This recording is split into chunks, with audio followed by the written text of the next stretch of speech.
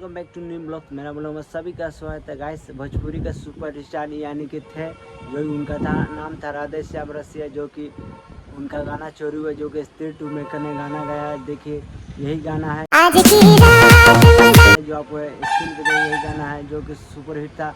और उनका ओरिजिनल गाना टी सीरीज कंपनी जो 3 साल पहले गाना आया था। ओरिजिनल गाना ये सुनिए जो कि अच्छा था, सुपर हिट था।